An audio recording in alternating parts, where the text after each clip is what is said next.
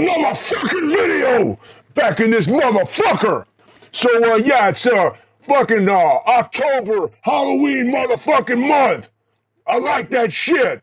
If you remember fucking last year, Halloween, I did a fucking video, kind of a little playlist. I was fucking fucked out of my mind when I shot that goddamn video. Fuck! Fuck you! Get the fuck out of here, you motherfucker! Oh, fuck. I fucking quit my fucking job that day and I thought about putting a gun to my head. Fucking crazy ass night, play some fucking good movies. So I put together a little fucking movie watch list for you on here for Halloween. Of course, for me, motherfucking Halloween is all year long. I watch that shit all the time. I always wait till Halloween to do this bullshit. But yeah, a couple people have been telling me they want to see more horror movie shit. So yeah, I'm gonna do some more of that. This particular one, it's, what the fuck's his name? Chief Lori Moe on Instagram. Send a message, Chief Lori Moe, what you have a fucked up ass looking profile picture. Fucking, oh. But yeah, you sent a message and say you should do a Halloween watch list. I'm like, yeah, actually I should. I did one last year, so here we are doing it again. Don't worry, you fucking pussies. We will be doing back to fucking metal and black metal shit too. But I just want to touch on this fucking Halloween shit. So I put together a list of fucking movies that you might find interesting, pretty influential to me. But so let's get this shit started. Starting off right now from fucking 1982, Alone in the Dark. Alone in the motherfucking dark. Not that 90s bullshit with Christian Slater. I never even watched that fucking crap. She looked like shit. Alone in the Dark. Classic slasher nutcases escaping from the nut house and killing people. Great movie. Got a great fucking cast. Jack Palance, who should know who the fuck that is. Used to host Ripley's Believe It or Not, but even before that, he was fucking Hollywood motherfucking tough guy in Western movies and shit. This movie came out in 81 when he started doing a bunch of more exploitation shit. He did this. He did Without Warning around this time too, which is basically how Predator ripped that movie off of a fucking alien killing people. But actually, that movie has Martin Landau, who is also in this movie as well. So Alone in the Dark, 1982, Jack Palance, Donald Pleasance, you know from fucking Halloween, Dr. fucking Loomis, Martin Landau, did a bunch of fucking bullshit movies and all kinds of stuff, but this, and around the same time he did another movie called The Being, which is, I fucking love that cheap ass shit. Did that, he was on Without Warning. Also, too, in this fucking movie is Dwight Schultz. You know who that is? You're probably, who the fuck is Dwight Schultz? Motherfucker, if you're in the 80s, you should know. He was on fucking A-Team. It was fucking Murdoch. Murdoch. Murdoch. And you would think him being on this show, he'd be one of the fucking psychos on there, but no, he actually played a straight part. He was not nutty. But fucking basically what it is, people go to a concert. It's fucking crazy. They go see this band called the Sick Fucks, which is fucking great.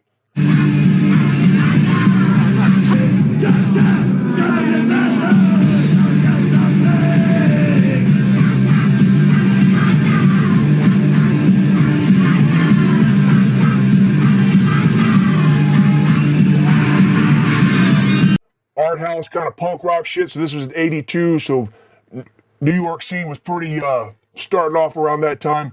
And they have a scene on there with they're playing the song Chop Up Your Mother, and they go in there. It's so fucking absurd. Crazy shit. And the band Sick Fucks actually went on. They some of the fucking bitches in that band, they started a cosmetics boutique and shit. They did made some pretty good money doing some hair dyeing shit. Manic Panic. For fucking people dyeing their hair fucking different colors. I think that shit's still around, but that's what they did. But anyway, actually, also too, I want to talk about this movie. This movie predated Friday the 13th with a killer with a fucking hockey mask. Friday the 13th, Jason Voorhees debuted with a hockey mask on Friday the 13th Part 3, 3D, where fucking fat ass Shelly had that fucking mask and Jason cut his fucking throat and started wearing the hockey mask. It became iconic. But here, Alone in the Dark, 1982, a year before that, They had a fucking psycho on here with a fucking hockey mask. There's 4 psychos that are escaped. They're going around killing everybody, and one of them's called the Bleeder. This motherfucker has a hockey mask on, and back then I thought that was so cool when I saw it. But anyway, not to give a whole plot about it, the power goes out, and then this makes no sense, but all the locks in the nut house are linked up to the electricity, so there's a power outage, and all the nuts fucking escape, and these 4 psychos, which is Jack Palance, Martin Landau, and also this fucking fat ass, what the fuck, Rhed Van Lit, I think is his name. He's supposed to be some big fat, some fat sex crazed piece of shit. You probably know him. He was also on fucking Running Man with fucking Arnold Schwarzenegger. Was that big fucking slob on there. He was on there, but he's on here too. And Martin Landau's one of the psychos, and the Bleeder, who's played by some other fucker. I don't know who he is, but he is the one with the fucking hockey mask.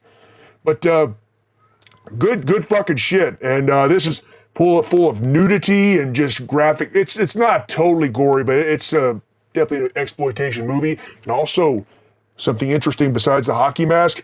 For me as a child, I saw this in '82 when it came out, and this was the first time on camera that I saw a sex scene where a man was sucking on a woman's tit. Interesting stuff. That's the first time I saw it on there. This fucking movie had a great fucking movie poster. Alone in the Dark, the person with the axe. It's not showing a face. Such a great fucking poster art. But I hate when motherfuckers release this shit on DVD and they put some shitty ass cover like this. Like, what the fuck is this crap? I guess they're trying to show the stars, Martin Landau, Jack Palance, Donald Pleasance, but the original motherfucker is the best fucking poster. This is a good DVD release, so I saw it back when it came out, but I did have to buy the DVD. It's got some cool special features. It's got interviews with the Sick Fucks, the band on there. And what's cool, there's a story that the guy said on there from the Sick Fucks, said that he, after the movie was done, years later he ran into Jack Palance somewhere on the street. Then he told Jack Palance, "Hey, remember we were in that movie together? Remember we were in the band the Sick Fucks?" And quote unquote, what it said on there, Jack Palance's response was, "Oh yeah, in that movie we were all a bunch of sick fucks." Fucking hilarious shit. Alone in the motherfucking dark. Now moving on, we're going to get some fucking Italian bitch up in this motherfucker. House at the edge of the motherfucking park. House at the edge of the park. Which, you listen to the name House at the Edge of the Park, it sounds very similar to Last House on the Left. Kind of the same shit. As if you like horror cinema, you know how Italy in 80s, they would always do a version of something that's real popular. So this is their version of Last House on the Left. And just like Last House on the Left, it has fucking David Hess on there, the lead fucking sicko on there. On Last House on the Left, he's on here too, and he plays just like a fucking another scumbag too, and it's fucking great. And also, besides David Hess being on here, Giovanni Ribisi is on here, who is also known as John Morgan, who's been on all kinds of classic exploitation shit. He was on Cannibal Holocaust, or not Holocaust, Cannibal Apocalypse with John Saxon. Cannibal Apocalypse with John Saxon. The Church. He was in Cannibal Ferox. Got his fucking dick cut off on there.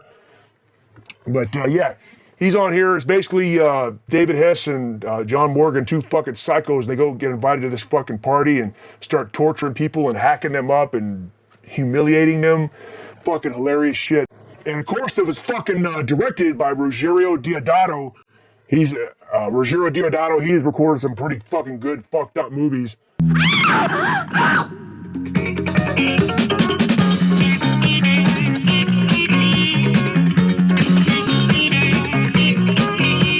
And with this, I really like the original movie art, and luckily on the fucking DVD, it kept the original art, which is very cool. Nice. It's House at the Edge of the Park, but originally in Italian, La Casa Serduta nel Parco. And just look at this book that comes with it. You got the fucking cool ass art here, but then look at this shit. This already tells you what the fuck kind of movie you're gonna be seeing here. Look at this shit. See, this is cool ass packaging. This is what the fuck I want to see. It's got a nice write up on here, bunch of fucking sickening ass pictures. They did this shit right. But yeah, if you haven't seen this before, House at the Edge of the Park. Rogerio Deodato, David Hess, go watch that motherfucker. Now next up, fucking Pieces. Classic shit. Again, I saw this shit back when it came out. And if any of you fuckers have Shudder, the streaming service, I think this is on there. So I suggest you go look at this shit. And look at the tagline. It's exactly what you think it is. And it is that. Warning. What you will see in the movie Pieces cannot be revealed, cannot be described, cannot even be imagined. And you don't have to go to Texas for a chainsaw massacre. Pieces. It's exactly what you think it is. Pieces. Absolutely no one under 17 will be admitted.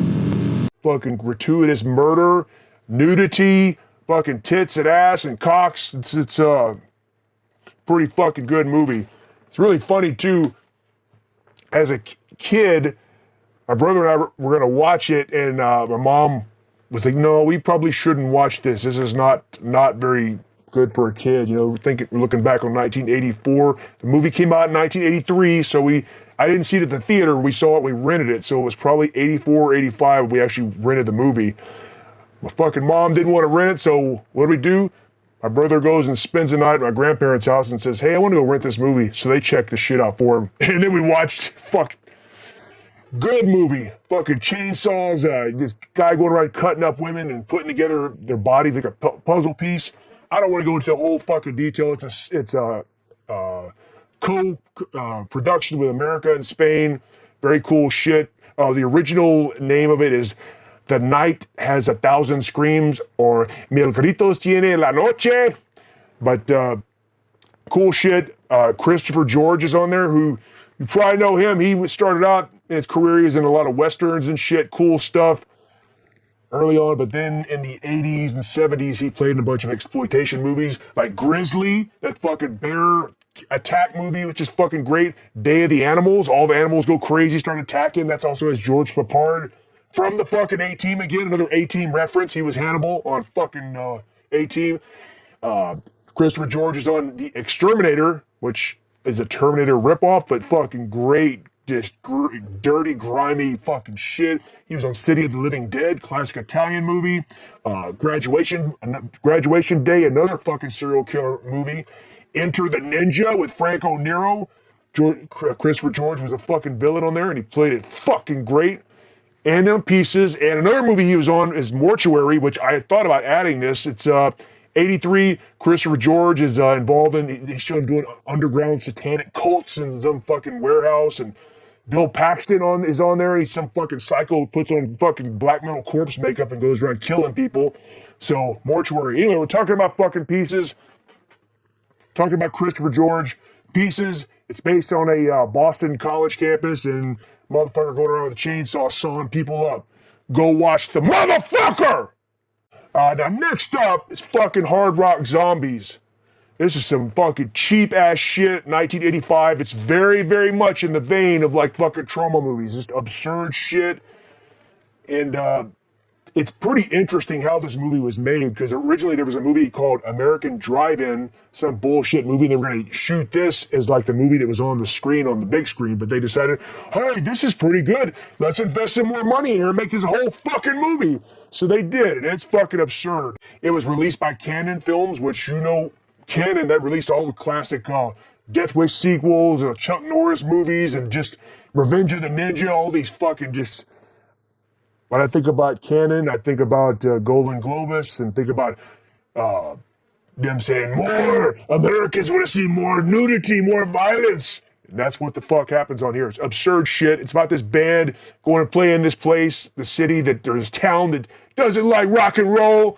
And the band music is not fucking metal. It sounds like fucking Journey or Loverboy or some shit, because that's what it was around back then, around this time.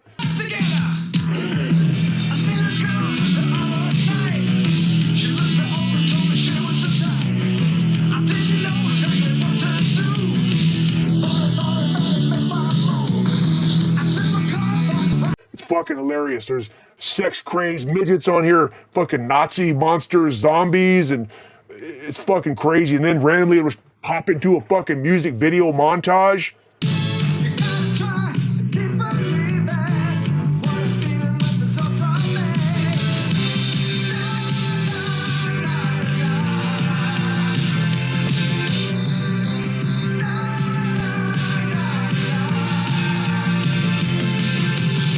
Na na na na na na na. Don't tell me that's not a fucking catchy ass fucking song. Sounds like some weak ass shit, but man, I love the soundtrack to this fucking movie. Hard Rock Zombies.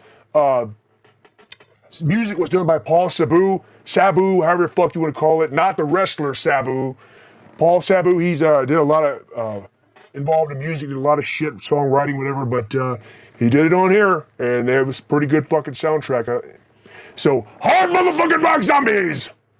Next up, the fucking Monster Club. Now, we talked about some more gory, graphic shit early on. This movie, the movie's not so much. It's more in the vein of the classic anthology films, been in the 50s, 60s, 70s, and then if anybody's familiar with Amicus Productions, it was kind of a competitor to Hammer Horror in England, and they put together a lot of anthology. I think they even did the original Tales from the Crypt movie that came out in the 70s. Amicus did that. They've done other ones. What was it? The Uncanny, The House That Dripped Blood, a bunch of other cool anthology horror films. But Monster Club is that. But this came out in 1981. So this is kind of the transition from 60s, 70s of this kind of gothic horror transitioning to more gory 80s slasher shit. So this was kind of the end of the road for this genre, so to speak. I mean, and it had classic actors, Vincent Price, you know who the fuck that is. Donald Pleasance, I referred to him earlier in fucking Alone in the Dark. Halloween, and then John Carradine, who's been a shitload of fucking whole career of horror movies, everything from shit he did with Bela Lugosi and other fucking Universal movies to cheap ass shit. He was in The Howling, the original.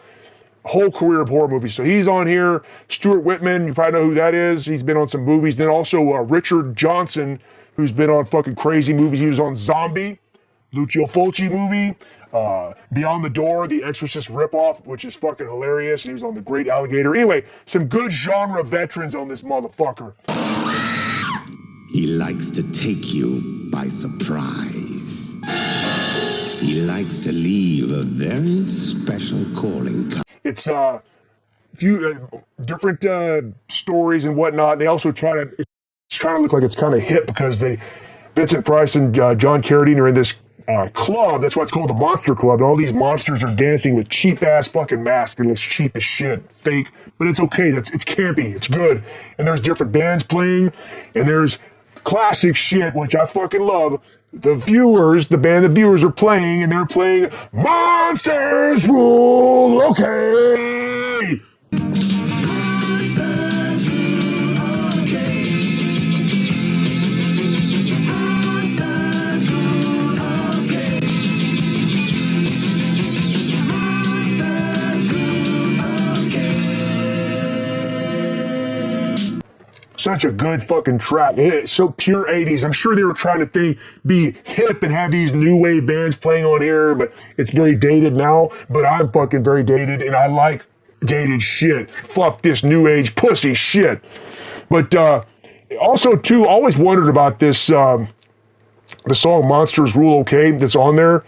If anybody's familiar with the fucking New York City Oi band, the Templars, good fucking Oi shit. Good stuff. Phil Templar, I think he's a fucking drummer. I don't know the motherfucker, but I know people that do know him, and they say he's really into movies like this and stuff. And I'm guarantee you, I bet you on their album, The Return to Jacques Desmoulins, they have a song called Skinheads Rule Okay. I'm pretty sure he got the idea from this song here, I would imagine. But anyway, yeah, the Monster fucking Club. Check it out. Now, since we're still we're going to end it off on the little more still gothic stuff.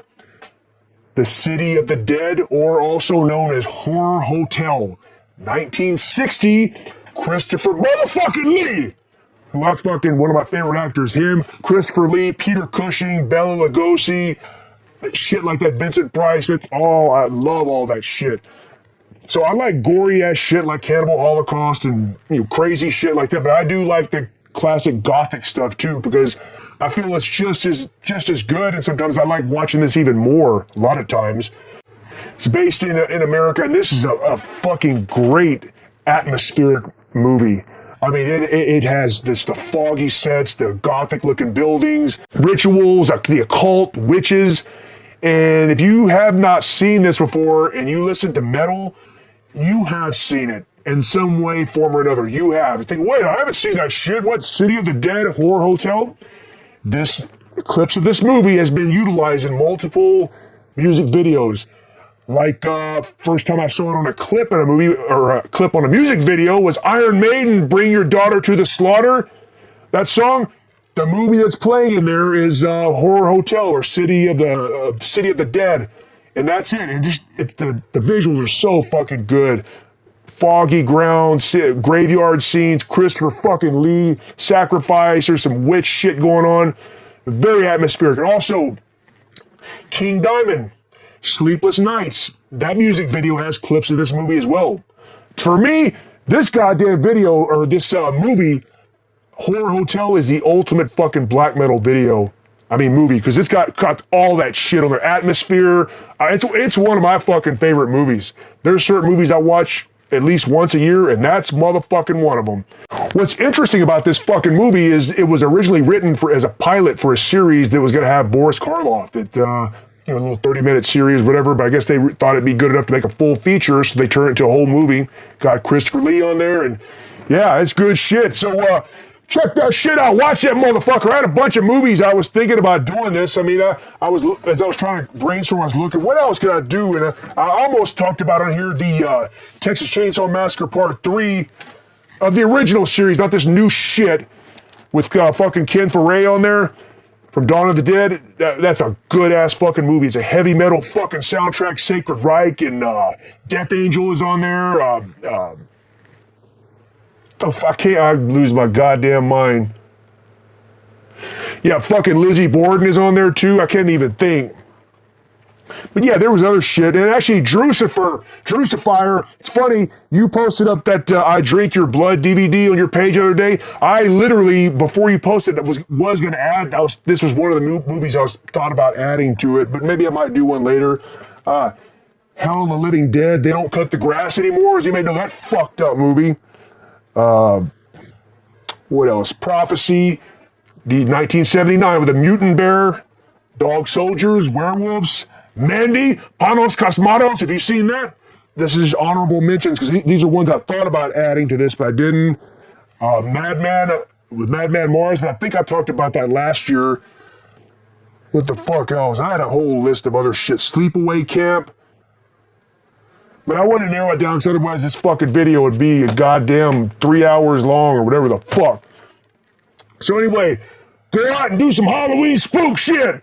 We're having a fucking party at that fucking Sarazawa, the ugly ones. He's having a Halloween party, so I'm sure we're gonna fucking tear that fucking place up and a lot of bad shit's gonna happen. Anyway, more shit's coming. Fucking Halloween black metal. Ah!